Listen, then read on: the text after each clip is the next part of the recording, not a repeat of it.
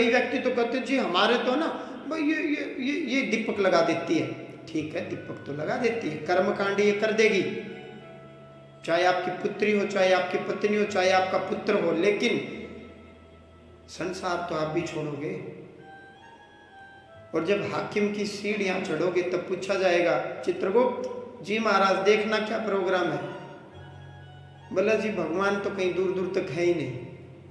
वह वहीं से आपकी पटकथा लिखनी शुरू हो जाएगी।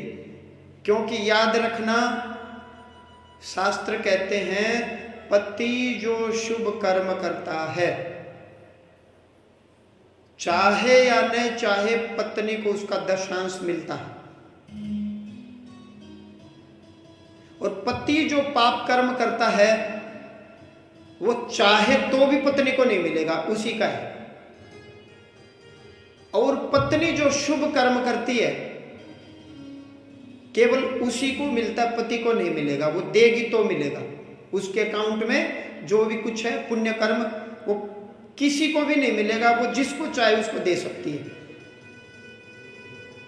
इसका सबसे बड़ा प्रमाण है जब सत्यवान को यमराज लेने आए तो सावित्री ने उनको पकड़ लिया और कहा कि मेरे पुण्य कर्म से, उन्होंने कहा कि इनकी मृत्यु निकट है। सावित्री ने कहा कि मैं अपने पुण्य कर्म देती हूं, इनकी मृत्यु नहीं, ये अकाल मृत्यु है, और मेरे सत्कर्म से, मेरे पुण्य कर्म से यह अकाल मृत्यु इनकी खत्म हो जाए। यमराज ने उनकी बात को माना, स्वीकार किया, और सावित्री की बात अनुसार सत्यवान को वहीं छोड़ करके चले गए, जीवन दान मिला। और पत्नी जो बुरे कर्म करती है, व्यभिचार करती है, तो उसका दशांश पति को मिलता है।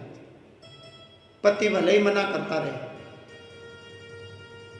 तो ये कह देना कि हमारे तो मेरी धर्मपत्नी या मेरी पुत्री ही धूप दीप कर लेती है, आप सबसे बड़ा अपने आप को धोखा दे रहे हो।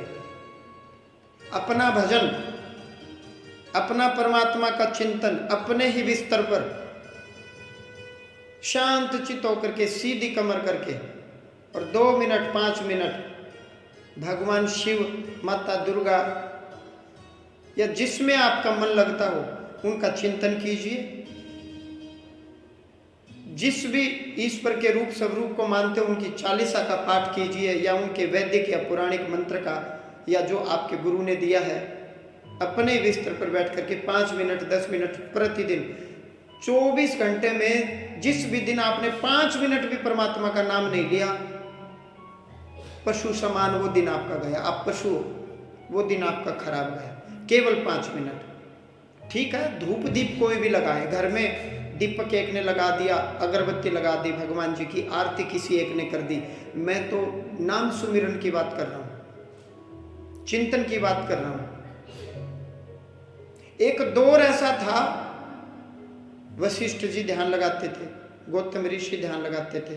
एक दौर ऐसा था, सतगुरु नानक ध्यान लगाते थे, संत रविदास जी, संत कबीरदास जी, पीपाजी महाराज, धन्ना जाट, कबीरदास जी, सूरदास जी, महर्षि वाल्मीकि जी, नाना प्रकार के।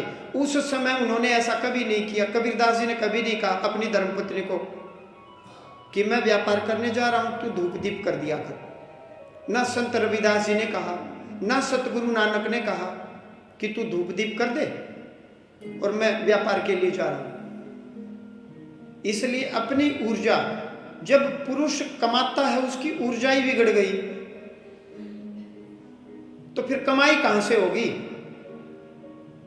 कमाई तभी होगी जब आप शांत चित्त रहेंगे, आप शुद्ध चित्त होगा तो अच्छी सोच के साथ आप विचार